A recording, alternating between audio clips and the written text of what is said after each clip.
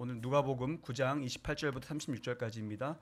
함께 한 목소리로 봉독하도록 하겠습니다.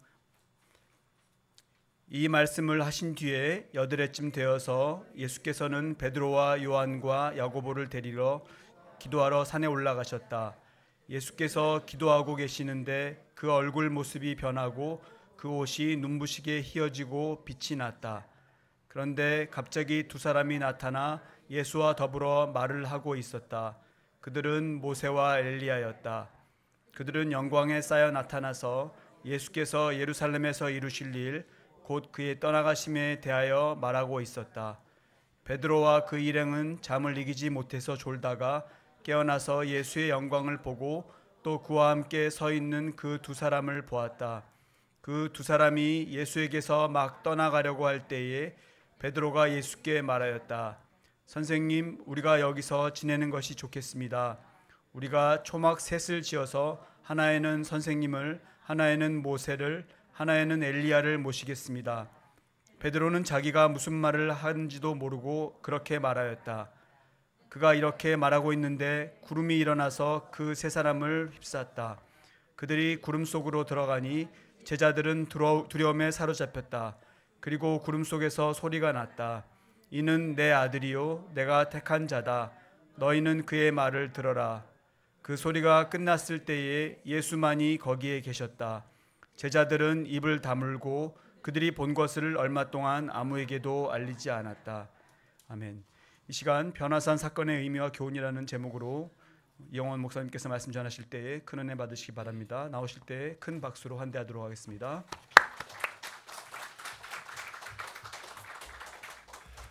감사합니다.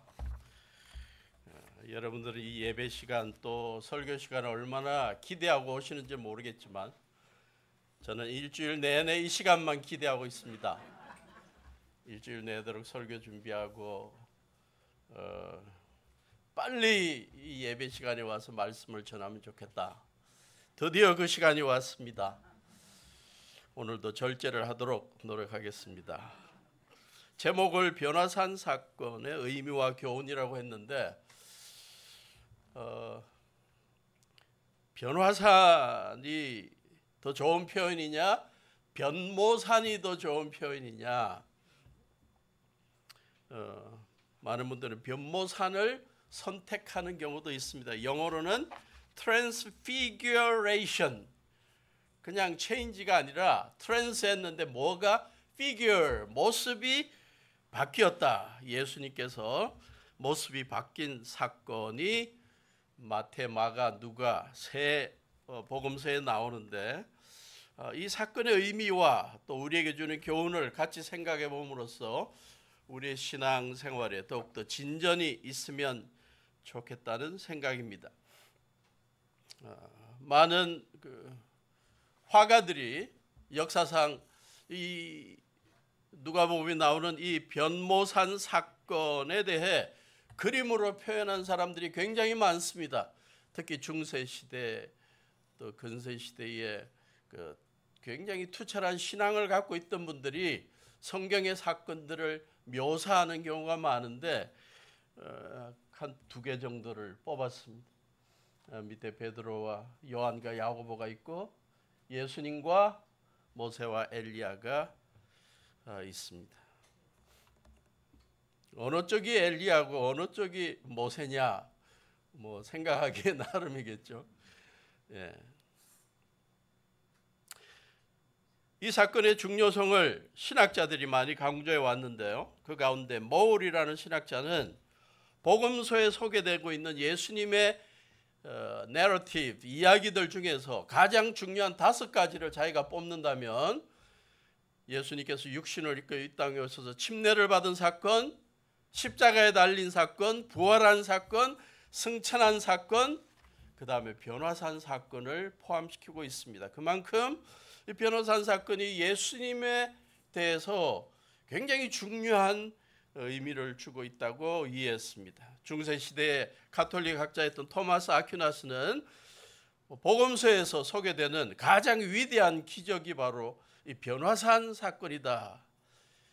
예수님이 육신을 입고 이 땅에 오셔서 공생애를 시작하실 때 침례를 받을 때에 나왔던 음성, 그게 여기에서도 나왔고 침례를 보완해주고, 사람들이 죽고 난 다음에 또 예수님이 부활 승천하신 다음에 천국에서 어떠한 삶이 이루어지는지, 천국에서의 완전한 삶을 보여주는 사건이기 때문에 최고로 위대한 기적을 보여주는 사건이라고 이해하고 있습니다. 전 세계적으로 이 변모산 사건이 굉장히 중요하고 의미가 있다고 생각해서 교회 이름을 지을 때 이 변모산 교회, 뭐 그런 식으로 변화산 교회라고 이름을 짓는 경우들이 참 많고요. 여러분들에게 혹시 미국 여행, 저 서부 북쪽의 옐로스톤을 여행할 기회가 있으시면 이 변모산 교회 하나를 꼭 가보시도록 권합니다. 옐로스톤 국립공원에서 한 1시간 정도, 1시간 반 정도 남쪽에 그랜드 티톤 내셔널 파크가 있는데요. 거기에 저 뒤에가 그 티톤 산인가 봐요. 하얀 눈이 덮여 있는. 그런데 그 산 중턱에 굉장히 높은 고지대입니다.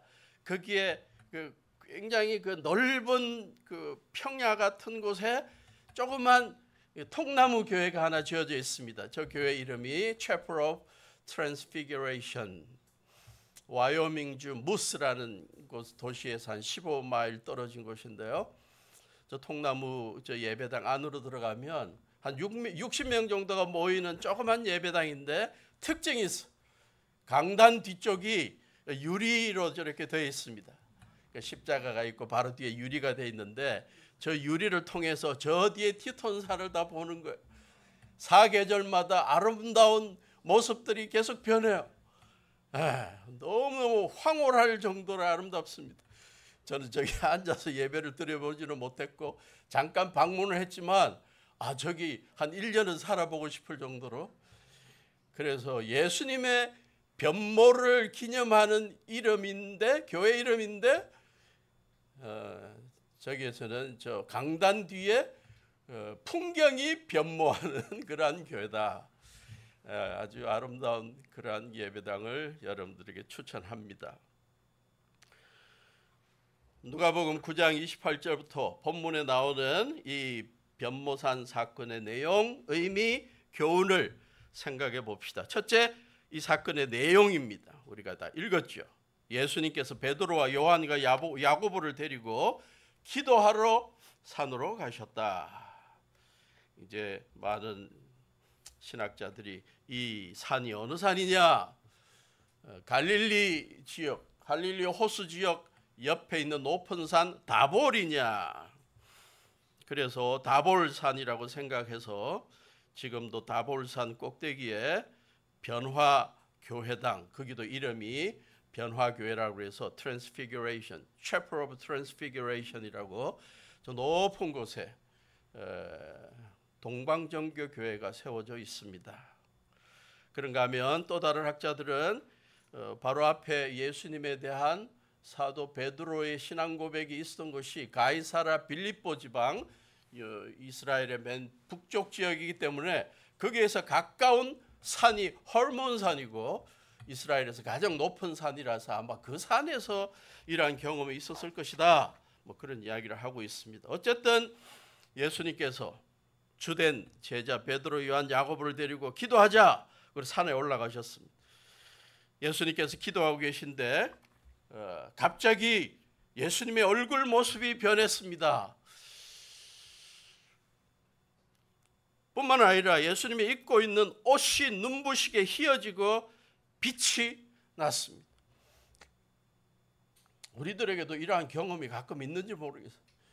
우리가 막 기도하는데 옆에 사람을 보니까 갑자기 분장을 한 것처럼 하얗게 얼굴이 변하고 옷이 막 휘어지고. 근데 우리는 그렇게 안 되죠. 근데 예수님께서는 그렇게 했습니다. 구약에 모세가 그런 경험을 하나 했습니다. 예수님 모세가 십계명 받으러 산에 올라갔다가 돌판을 갖고 내려오는데 보니까 하나님을 만나서 얼굴이 희게 변했더라. 자기는 몰랐는데 사람들이 보고 놀랄 정도로 하나님의 영광스러운 모습을 보고 모세도 그렇게 변했더라. 누가복음은 그냥 얼굴 모습이 변했다고 그랬는데 마태복음 17장 2절은 비유적인 표현을 썼죠. 그들이 보는 앞에서 그의 모습이 변화했는데 해와 같이 빛나더라. 마가복음은 그 옷에 대해서도 이렇게 설명하죠. 그 옷은 세상의 어떤 빨래꾼이라도 그렇게 희게할 수 없을 만큼 새하얗게 빛났다. 얼굴 모습이 변하고 옷 색깔이 희게 변한 것을 갖고 우리는 예수님의 변모 사건, 또 변화산 사건이라는 표현을 하죠. 그런데 이게 단순한 그런 변화가 아니라 굉장히 의미가 있는 변화입니다. 성경의 여러 곳에 보면 이 천상의 하늘나라에 존재하는 이들이 입는 옷의 특징이 뭐다? 다 흰옷을 입고 있다고 표현하고 있습니다. 누가복음 24장 4절 천사가 나타났죠. 예수님이 부활하신 다음에 마리아를 비롯한 여러 사람들이 무덤에서 예수님 시신이 없는 걸 보고 놀라고 있을 때 천사들이 나타났습니다. 그래서 그들이 이 일을 어떻게 해야 할지를 몰라서 당황하고 있는데 눈부신 옷을 입은 두 남자 천사가 그들 앞에 섰다. 사도행전 1장 10절 예수님께서 승천하실 때 하늘로 떠나가실 때 하늘을 쳐다보고 있는 사람들 앞에서 갑자기 흰옷을 입은 두 사람들이 그들 곁에 섰다. 계시록 4장 4절 천국에 있는 하나님의 보좌 둘레에는 보좌 24개가 있는데 그 보좌에는 장로 24명이 흰옷을 입고 머리에는 금면류관을 쓰고 앉아 있었다. 그래서 이 흰옷을 입고 있는 흰옷으로 예수님의 옷이 변했다는 것은 예수님이 부활하신 후에 승천하시고 하나님의 아들로서 성자로서 천국에 입성하게 될 때에 입게 되는 모습을 미리 보여주는 그러한 상징적인 사건으로 이해할 수 있습니다. 또 다른 놀라운 일이 있었죠. 예수님 기도하시는데 갑자기 두 사람이 나타나서 예수님과 더불어 말을 나누더라. 그들이 모세와 엘리야더라. 그런데 누가복음은 그들이 나타남을 뭐라고 표현했습니까? 그들은 영광에 쌓여 나타났다. 이 영광에 쌓이다는 게 하나님의 임재를 경험하고 천국에서의 아름다운 완벽한 삶을 경험한 사람들이 영광 가운데 있다는 표현을 많이 씁니다. 예수님도 십자가 지시고 부활하신 다음에 영광에 이르게 되실 것이라는 표현을 하는데 이게 다 천국에서 일어날 일들을 암시하는 것이고 천국에서 지내던 모세와 엘리야가 영광을 경험한 자들이 나타났다. 보통 사람들이 이해할 수 없는 굉장히 신비한 사건을 소개하죠. 그런데 그들의 대화가 중요합니다. 무슨 대화를 나눴냐? 예루살렘에서 이루어질 일, 그게 뭐죠? 잠깐 후에 예수님이 온 세상 사람들의 죄를 대신 지시고 죄를 용서하시기 위해 십자가에 달려 피 흘려 돌아가실 일, 그 다음에 사흘 만에 부활하셔서 승천하실 일, 떠나가실 일에 대해 말하고 있었다. 이 한 절 속에 깊은 의미가 있습니다. 32절 베드로와 그 일행은 잠을 이기지 못해서 졸고 있었다. 누가는 다른 마가와 마태와는 달리 기도의 중요성을 굉장히 강조했고 베드로와 그 일행은 여전히 기도하는데 집중하지 못하고 졸고 있었다. 마가와 마태는 이 구절이 없죠. 그래서 누가는 이 기도의 중요성을 강조합니다. 기도하면서 자꾸 졸면 이 하나님의 영광, 하늘의 영광을 놓쳐버리기 쉽다. 우리가 좀 주의를 해야 될 부분인 것 같아요. 그런데 다행히도 깨어났습니다. 모세와 엘리야가 떠나기 전에 깨어나서 예수님의 영광스러움을 보게 되었고 다시 32절 돌아가면 끝이 뭐죠? 그와 함께 서 있는 두 사람을 보게 되었다. 예수님이 영광 가운데 있는 것을 보았다. 아까는 영광 가운데 쌓여서 엘리야와 모세가 나타났다고 그랬는데 이제는 예수님의 영광스러움을 보았다. 모세와 엘리야가 천국에서의 영광을 경험하고 이 땅에 오신 것처럼 예수님도 천국의 영광스러움을 미리 경험하고 있는, 보여주고 있는 그러한 면을 상징적으로 표현하고 있습니다.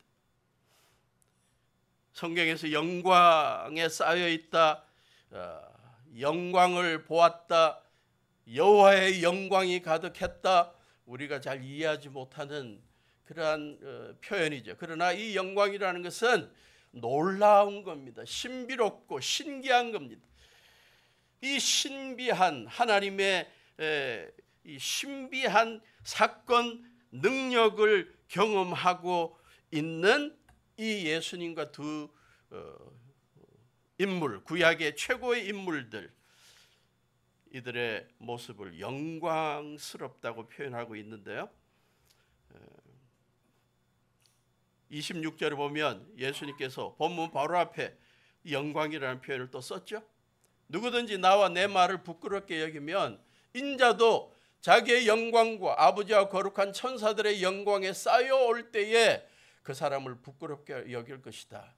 예수님께서 승천하셔서 천국의 성부 하나님의 보좌 옆에 계시다가 영광스러움을 경험하다가 언젠가 때가 되어 이 세상에 종말을 이루기 위해 오실 때 거룩한 천사들의 영광스러움을 가지고 같이 올 것이다.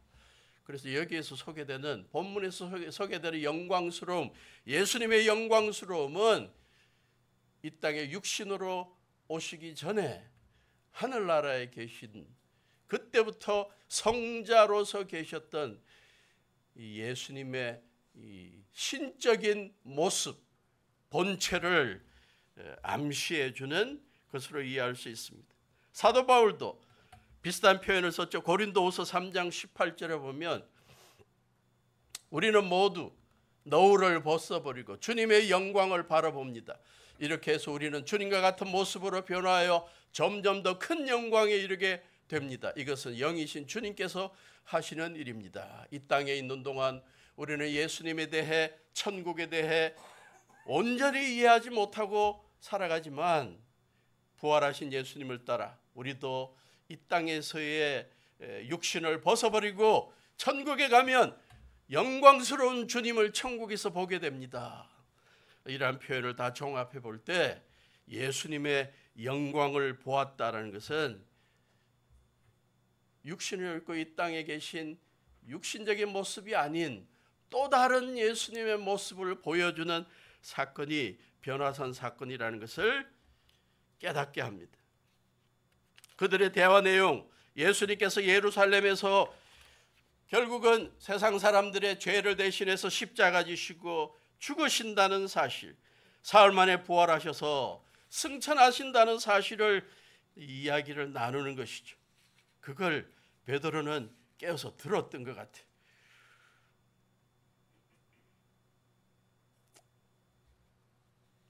두 사람이 예수님과의 대화를 끝내고 떠나려 할 때 바로 전에 베드로가 멋있는 제안을 합니다. 선생님, 우리가 여기서 지내는 게 너무 좋습니다. 빨리 가지 마시고 제가 텐트 만들어 드릴 테니까. 요즘 텐트 좋은 거 많습니다. 텐트 아주 편안하게 지낼 수 있도록 지어 드릴 테니까 여기서 우리 같이 지냅시다. 너무 좋습니다. 사람들이 많은 데서 지낼 때, 예수님의 제자로서 지낼 때 누리지 못했던 평안함과 신비로움을, 환상적인 모습을 여기서 경험하고 있는데 가지 마시고 여기 좀 더 오래 계십시오. 그런데 그 말이 끝나기도 전에 갑자기 하나님께서 구름을 일으켜갖고 세 사람, 예수님과 모세와 엘리야를 휩싸고 음성이 들리게 되었습니다. 그 음성이 뭐라고요? 이는 내 아들이요 내가 택한 자다. 다른 복음서에는 내가 사랑하는 자다. 너희는 그의 말을 들어라. 구약에 보면 구름은 하나님의 임재를 표현하는 상징입니다. 출애굽기 40장 34절부터 38절에 보면 모세가 하나님께서 명령하시는 대로 광야 생활하면서 성막을 지었을 때 성막이 완성되고 나니까 일어난 사건을 소개합니다. 같이 읽어볼까요? 시작. 그때에 구름이 회막을 덮고 주님의 영광이 성막에 가득 찼다. 모세는 회막에 구름이 머물고 주님의 영광이 성막에 가득 찼으므로 거기에 들어갈 수 없었다. 이스라엘 자손은 구름이 성막에서 거치면 진을 거두어 가지고 떠났다. 그러나 구름이 거치지 않으면 거칠 때까지 떠나지 않았다. 그들이 길을 가는 동안에 낮에는 주님의 구름이 성막 위에 있고 밤에는 구름 가운데 불이 있어서 이스라엘 온 자손의 눈앞을 밝혀 주었다. 구름이 하나님의 임재를 상징하는 그러한 것이었다는 걸 보여줍니다. 시편 18편 9절에서도 주님께서 하늘을 가르고 내려오실 때에 뭘 타고 오신다? 그 발 아래에 구름을 깔아놓고 오신다. 하나님의 임재를 표현하는 상징인 구름 속에서 소리가 났는데 베드로 또 다른 제자들이 분명히 들을 수 있게 만듭니다. 너희들이 지금까지 3년 동안 같이 생활했던 예수님, 단순한 선생님이 아니야. 단순한 예언자가 아니야. 단순한 종교 지도자가 아니야. 나의 아들이고 내가 택한 사랑하는 자고 성부, 성자, 성령의 한 분이야. 너희들 그의 말을 들어라. 제가 해석한다면, 제가 사역을 한다면 이 부분을 좀 강조하고 싶어요. 너희들이 지금까지 대한 예수님이 단순한 종교 지도자가 아니라 하나님의 아들이고 내가 택하고 사랑한 메시아다. 제발 좀 그의 말 좀 바로 듣어라. 똑똑히 들어라. 왜 자꾸 그의 가르침을 피상적으로 듣고 자꾸 잊어버리냐. 예수님이 그렇게 하늘나라의 교훈을 전해도 다 잊어버리고 비유를 말해도 이해도 못하고 인자가 고난을 당한다 그러고 사흘 만에 다시 살아난다 그래도 무슨 말인지도 모른다 그러고 제발 좀 말 잘 들어라. 예, 그게 초점을 맞춘 것 같아요. 이게 구름 속에서 이런 말씀이 나온 게 단순히 처음이 아닙니다. 구약에도 있습니다. 신명기 5장 22절 모세를 통해 십계명을 주신 다음에 주님께서 이 말씀을 구름이 덮인 캄캄한 산 위 불 가운데서 큰 목소리로 온 총회에 선포하셨습니다. 이 말씀에 조금도 보탬이 없이 그대로 두 돌판에 새겨서 나에게 주셨다. 구름 속에서 말씀하셨던 과거의 경험도 있죠.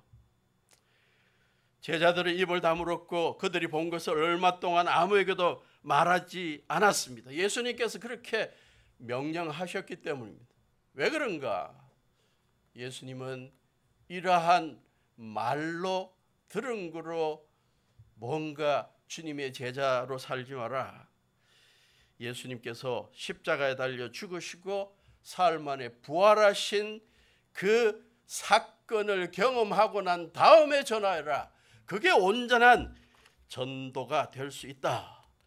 그래서 이 인자가 죽은 사람들 가운데서 살아날 때까지 그 광경을 아무에게도 말하지 말라는 이 예수님의 말씀을 그들은 지킨 것입니다. 자, 이 변화산 사건의 의미를 생각해 봅시다. 변화산에서 일어난 특이한 사건이 세 가지라고 그랬죠. 첫째, 예수님의 얼굴 모습이 해같이 빛났고 옷이 눈부시게 휘어지고 빛이 났다. 둘째, 모세와 엘리야가 나타나서 예수님과 대화를 나누었다. 셋째, 구름이 그들을 덮고 구름 속에서 음성이 들렸는데 야, 예수님이 누군지 알아? 똑바로 알아야 돼. 내 아들이고 내가 택한 사랑하는 자다. 너희들이 그의 말을 순종해야 될 대상이야. 이 세 가지 사건은 결과적으로 예수님의 제자들로 하여금 예수님이 어떤 분이신지를 이전보다 더욱더 바르게 아는 기회를 만들어 주었습니다. 안타깝게 그 당시에 예수님의 제자들의 상황을 좀 생각해 볼까요? 그들이 어부로서 고기 잡고 있는데 예수님이 불러갖고 내가 사람 낚는 어부가 되게 해주겠다. 예수님이 설교하는 거 들으니까 이전에 신앙적 지도자들 대제사장들이나 예언자들의 가르침과는 비교가 안 될 정도로 하나님의 나라에 대한 희망을 전해주는 뛰어난 설교자였고, 시시때때로 기적을 일으키는 걸 보면서 야, 이분 따라 살아가면 내 삶에 보람이 있고 내 삶의 목적을 바로 세울 수 있겠다. 그래서 제자가 되었는데 3년 동안 동고동락하면서도 예수님에 대해 온전히 몰랐습니다. 그분이 하나님의 아들이고 인자고 앞으로 온 세상 사람들의 죄를 대신 지시고 죽어야 할 메시아 그리스도라는 걸 몰랐습니다. 예수님의 가르침에 대해서 무지했습니다. 그래도 날이 갈수록 조금씩 나아져서 오늘 변화산 사건 바로 앞에 보면 예수님께서 너희들 나를 누구라 그러냐? 베드로가 주는 그리스도시요 살아계신 하나님의 아들입니다 라고 고백은 했지만 그 의미가 뭔지도 아직도 분명히 잘 깨닫지를 못하는 상황입니다. 예수님께서 그 베드로의 고백에 근거해서 신앙 고백만 있다고 중요한 거 아니다. 인자가 반드시 많은 고난을 받고 죽임을 당하고 사흘 만에 살아나게 된다. 그리고 너희들은 이 인자를 따를 때 자기를 부인하고 십자가를 지고 나를 따라야 참 제자다. 이런 걸 가르치는데 제자들은 무슨 말 하는지 너무 어렵다. 그러다가 변화산에서 이러한 기적을 보면서 그들은 뭔가 예수님에 대해서 새로운 걸 변모한 모습을 통해 새로운 걸 깨닫기 시작하는 겁니다. 예수님의 상황을 좀 생각해 볼까요? 얼마 있지 않아 육신을 입고 이 땅에 오신 예수님께서 온 세상 사람들의 인류의 죄값을 대신 치르기 위해 십자가를 져야 합니다. 십자가에 달려 피 흘리고 돌아가는 게 쉽지 않은 것입니다. 대제사장들과 율법학자들에게 배척을 받고 죽임을 당하고 사흘 만에 살아나는 그 과정이 쉽지 않은 과정입니다. 날이 갈수록 부담이 있고 마음이 무거웠습니다. 그래서 누가복음 22장 42절 십자가 달리기 며칠 전에 기도하실 때 밤새워 기도하시면서 어떤 기도까지 하십니까? 아버지의 뜻이라면 이 잔을 내게서 거두어 주십시오. 주님, 이거 제가 안 지면 안 되겠습니까? 라는 말을 기도 속에 포함시킬 정도로 무거운 사명이었습니다. 이러한 예수님 앞에, 성자 육신을 입은 주님 앞에 성부 하나님께서 예수님의 얼굴을 해같이 빛나게 하시고 옷을 희게 빛이 나게 해주시고, 더 중요한 사실, 모세와 엘리야, 구약의 율법을 전했던 최고의 지도자 모세, 예언자들 가운데 최고의 대표라고 할 수 있는 엘리야를 둘 다 보내서 그들이 이루지 못한 죄의 인간의 죄의 문제를 해결해 주는 것을 그들이 해결하지를 못했는데 그들을 보내갖고 예수님을 격려하고 위로하고 우리가 못 이룬 일 예수님 주님께서 꼭 이루어 주십시오 라고 격려해 주게 한 사건이라고 볼 수 있는 것입니다. 저는 생각하면 생각할수록 성부 하나님의 이 위로와 격려가 너무 감동입니다.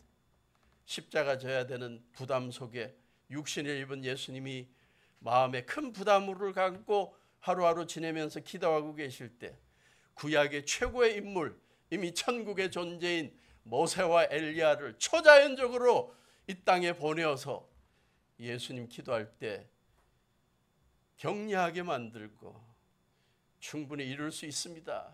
힘주게 만드는 이 성부 하나님의 위대한 위로의 사건, 생각할수록 감동입니다. 이러한 주님의 위로의 사건은 저와 여러분들의 인생살이 속에도 시시때때로 일어날 수 있다고 믿습니다. 그리고 일어나고 있습니다. 여러분의 삶을 되돌아보십시오. 그런 일이 없었습니까?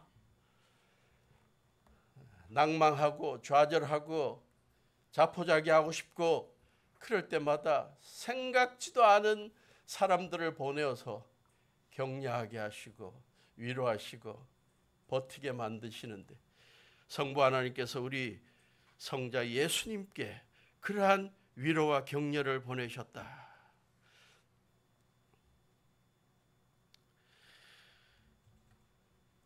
그러므로 변화산 사건은 크게 두 가지 의미를 가지고 있다고 봅니다. 첫째, 인간을 죄로부터 구원하기 위해 십자가를 져야 하는 성자 예수님을 성부 하나님께서 모세와 엘리야를 보내서 격려하신 사건. 두 번째, 제자들로 하여금 예수님의 정체를 보다 확실하게 이해하고 제자로 섬기도록 기회를 주신 사건. 이 변화산 사건에서 베드로는 이 신비한 걸 경험하고 두려워하고 끝났지만 세월이 지난 다음 그 사건을 곱씹어보면서 베드로후서 1장 16절부터 18절에서 이렇게 고백합니다. 우리가 여러분에게 우리 주 예수 그리스도의 권능과 재림을 알려드린 것은 교묘하게 꾸민 신화를 따라한 것이 아닙니다. 우리는 그의 위엄을 눈으로 본 사람들입니다. 더없이 영광스러운 분께서 그에게 말씀하시기를 이는 내 사랑하는 아들이요 내가 좋아하는 아들이다 하실 때 그는 하나님 아버지께로부터 존귀와 영광을 받았습니다. 우리가 그 거룩한 산에서 그분과 함께 있을 때에 우리는 이 말소리가 하늘로부터 들려오는 것을 들었습니다. 나는 분명히 변화산에서 하나님 아버지께서 하나님의 아들 예수님에 대해서 이렇게 메시아로 하나님의 아들로 입증해 주시는 것을 내가 분명히 들었습니다. 이 기회를 통해서 베드로는 더욱더 복음을 전할 때 예수님을 증거할 때 확신 있게 전할 수 있었다고 믿습니다. 또 하나의 의미가 뭐라고요? 3년 동안이나 예수님과 함께 다녔지만 예수님이 참으로 어떠한 분인지에 대해서 온전히 모르고 있던 그 제자들에게 너희들이 선생으로 알고 있는 그 예수님 보통 분이 아니야? 하나님의 아들이셔? 온 세상 사람들이 죄값을 대신 치러줄 그리스도시야, 메시아시야. 함부로 대하면 안 돼. 하나님께서 택하신 구세주셔. 그분을 바로 알고 좀 믿어. 바로 알고 따라. 제자들로 하여금 예수님의 정체에 대해서 예수님의 인성뿐만 아니라 예수님의 신성도 깨닫게 만든 귀한 사건이었습니다.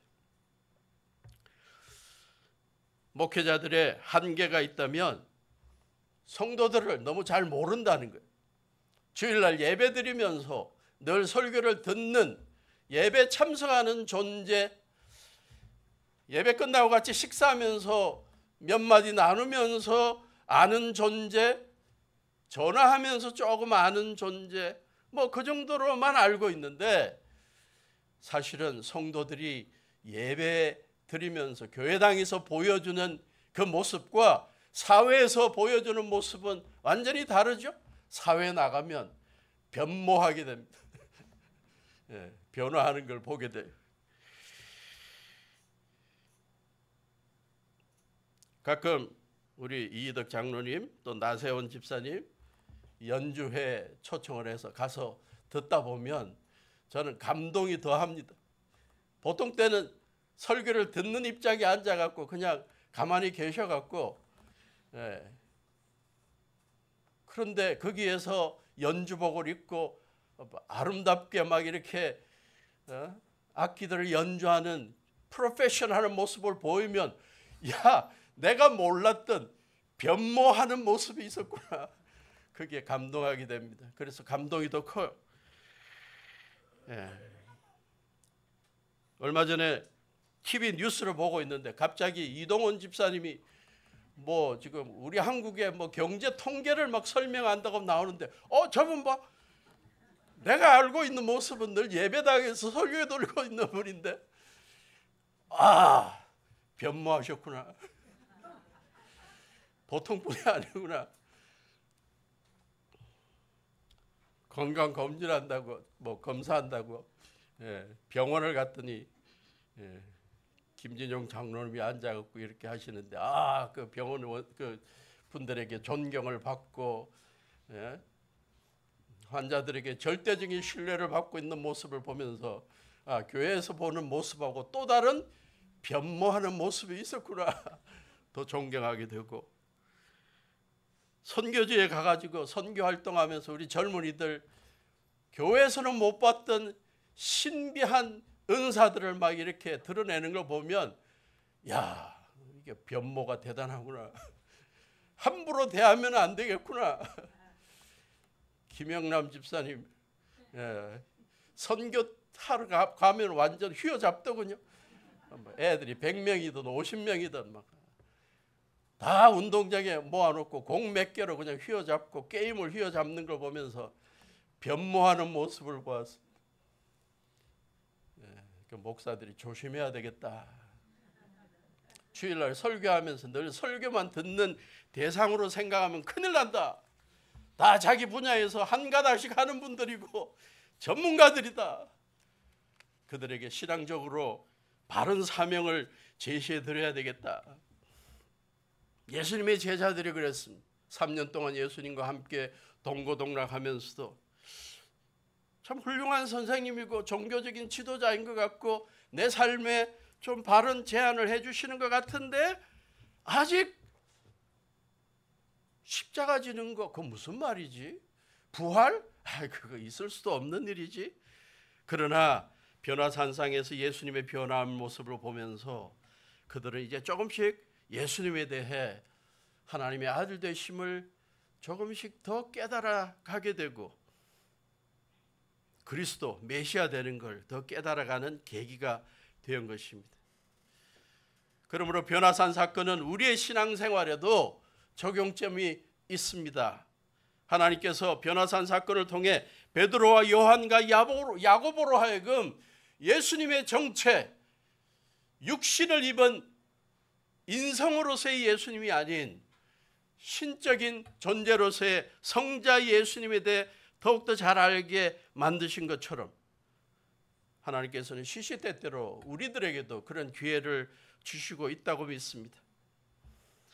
오랜 교회사 속에 보면 이 변화산의 경험을 사모하던 자들이 특히 중세의 수도사들이 세상에서의 이 유혹과 세상적인 삶을 벗어나서 거룩하게 변화되고 싶은 그러한 갈망 가운데 돌산, 바위산 위에 올라가서 평생을 거기에 있으면서 신비를 경험했던 사람들이 있습니다.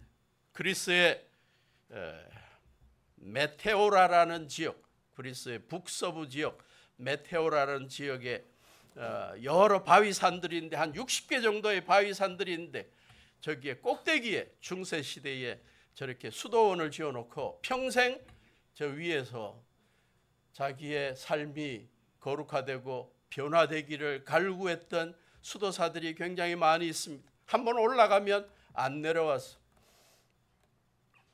먹을 것 이런 것 그냥 줄을 도르래로 이렇게 줄을 이어가지고 끌어올려서 먹고 거기서 평생 사는 겁니다. 그들의 갈망은 주님, 저도 예수님처럼 변화하게 해주십시오. 그래서 청빈한 삶과 금욕적인 삶과 거룩한 삶을 추구했는데 우리가 저렇게 해야 할 이유는 없습니다.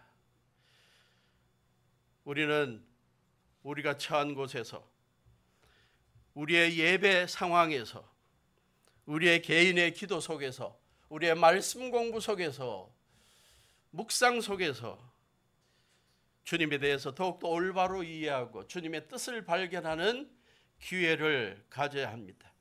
우리의 예배가 변화산 경험이 되어야 되고 하루를 시작하는 아침 기도가 변화산의 기도가 되어야 됩니다. 하나님, 오늘도 만나는 사람들을 통해 오늘도 내가 하는 말과 행동을 통해 예수님을 더욱더 분명히 알고 전하는 하루가 되게 해 주십시오.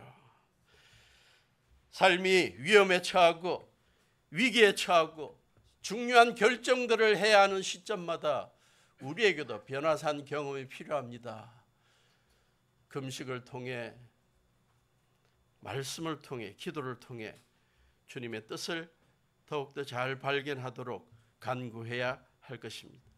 마지막으로 변화산 사건에 나타나는 베드로의 말을 통해서 우리가 교훈을 좀 찾아봐야 합니다. 33절에 보니까 예수님의 얼굴이 변하고 해같이 빛나고 옷이 하얘지고 빛나고 구약의 최고의 지도자 모세와 엘리야가 나타나서 대화하는 모습을 보면서 너무나 신비로운 모습, 어쩌면 천국의 모습이라고 생각된 그 모습, 신비로운 경험을 생각하면서 모세는 당연히 베드로는 당연히 말합니다. 주님, 우리가 여기에 있는 게 너무 좋습니다. 제가 이때까지 주님 따르면서 3년 동안 주님 따르면서 이런 경험 해본 적이 없는데 황홀합니다. 좀 더 누리기를 원하니까 텐트 지어드릴 테니까 좀 더 계십시오.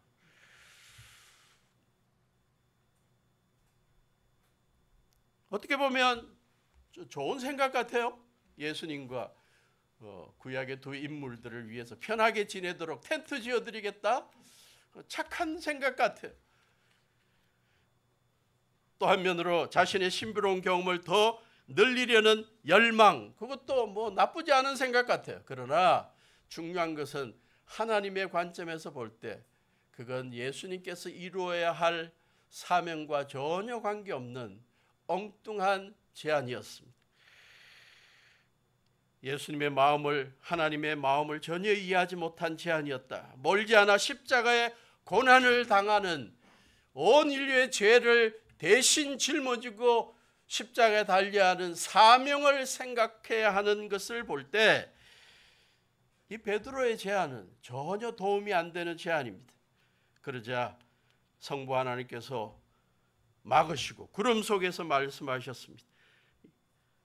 예수는 내 아들이고 내가 택한 자, 사랑하는 자다. 제발 그의 말 좀 바로 듣고 따라라.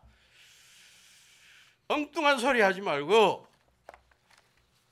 혹시 우리의 신앙생활 가운데 베드로가 들었던 이런 힐책을 당하게 될 일은 없는지 우리가 좀 살펴보아야 하겠습니다. 예수님을 구세주와 주님으로 믿는다고 고백하고 오랫동안 교회 생활하면서 섬기면서 우리도 마음속에 주님, 여기 있는 게 너무 좋습니다.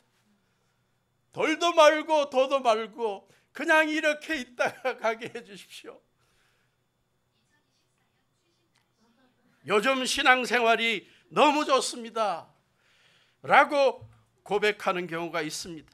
그러나 이건 우리의 생각이고 우리 주님께서 우리를 향하여 꿈꾸고 계신, 맡기고자 하는 사명과 전혀 상관없는, 예수님의 뜻을 전하는 것과 전혀 상관없는 신앙행위는 아닌지 점검해 보아야 합니다.